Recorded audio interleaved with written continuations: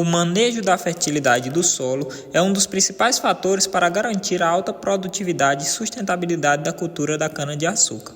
Responsável por cerca de 20 a 30% dos custos de produção, o manejo adequado da fertilidade visa fornecer nutrientes em quantidade e proporções equilibradas, melhorar as condições químicas, físicas e biológicas do solo e aumentar a eficiência do uso de insumos. Na cana-de-açúcar, cultura semi-perene com elevada demanda nutricional, o desafio é ainda maior devido à longevidade do canavial e à extração elevada de nutrientes da cada colheita. Por isso, estratégias como a calagem, a gessagem, a adubação do plantio e de soqueira, a aplicação localizada de fertilizantes e o uso de subprodutos como vinhaça e torta de filtro são fundamentais para manter ou melhorar a fertilidade do solo ao longo dos ciclos produtivos. Um manejo bem planejado, baseado em diagnóstico criterioso, análise de solo e foliar, contribui para a sustentabilidade econômica e ambiental do sistema, reduzindo perdas por lixiviação, a emissão de gases de efeito estufa e a degradação do solo.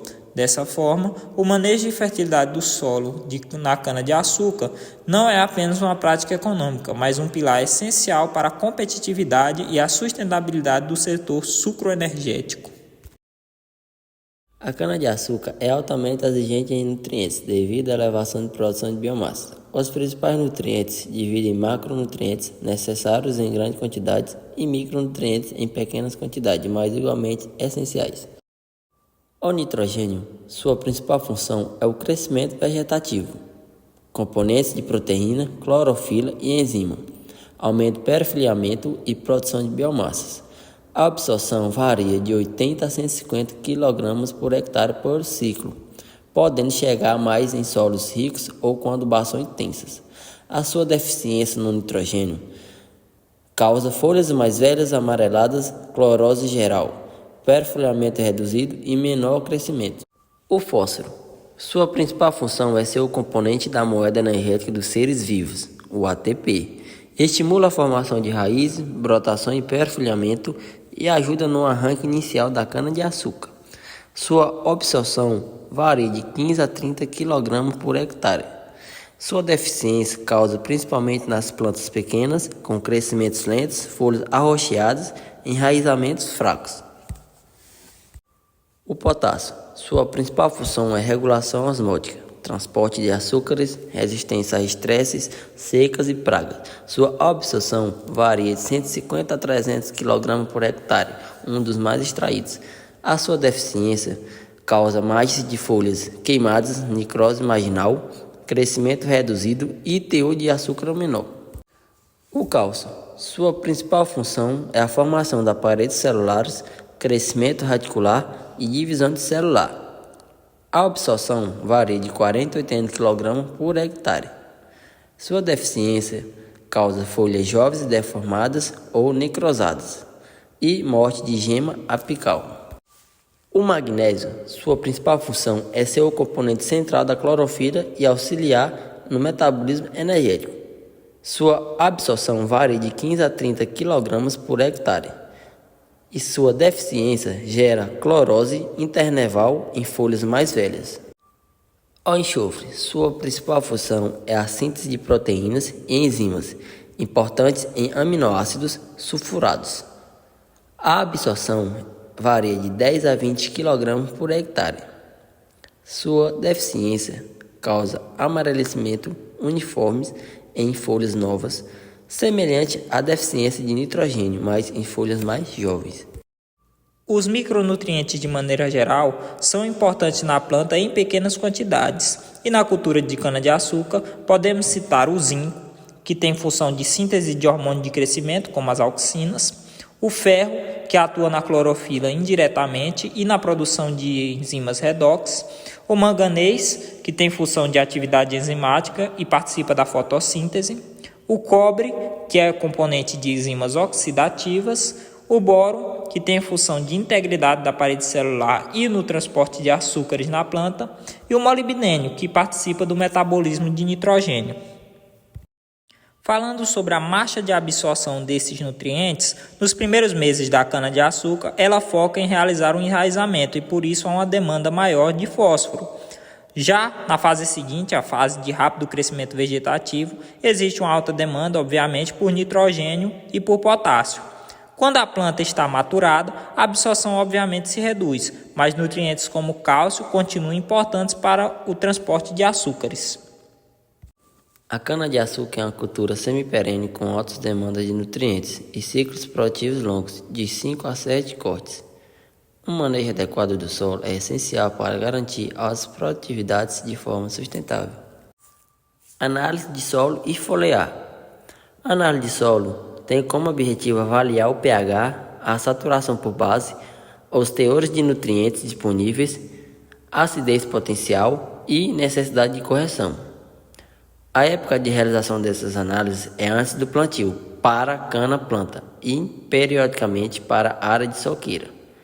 A profundidade da análise é geralmente de 0 a 20 cm, mas também pode ser realizado em subcamadas de 20 a 40 cm, para verificar a acidez em profundidade. Já a análise foliar, o principal objetivo é o diagnóstico do estado nutricional da planta. A época de realização dessas análises é na fase maior de desenvolvimento vegetativo, geralmente entre 6 a 9 meses após o plantio ou rebrote. Ela é usada para ajustar a dose de adubação em soqueiras e indicar aplicações foliares corretivas. Correção e condicionamento do solo. A correção e condicionamento do solo é feita através de calagem e gessagem. A função da calagem é elevar o pH e neutralizar o alumínio tóxico, fornecendo cálcio e magnésio. A época de realização da calagem é antes do preparo do solo, incorporado de 0 a 20 cm, e o critério de execução é a análise do solo, como saturação por base desejada, geralmente mais que 60%. Já a gessagem condiciona camadas mais profundas, fornecendo cálcio e enxofre e melhora o enraizamento profundo da planta da cana-de-açúcar. A época de realização é junto com o preparo ou sobre o solo. O critério de execução é a saturação por alumínio elevada em subsuperfície. Adubação mineral e orgânica. A adubação mineral e orgânica pode ser realizada via solo, via foliar e via semente ou muda no caso do plantio de cana-de-açúcar. Na adubação via solo, destacamos a forma mineral e orgânica de ela ser realizada. Na forma mineral, aplicamos diretamente componentes minerais como fósforo, nitrogênio e potássio, que são macronutrientes essenciais para o cultivo da cana-de-açúcar, e micronutrientes como zinco, boro e cobre, aplicados conforme a análise de solo.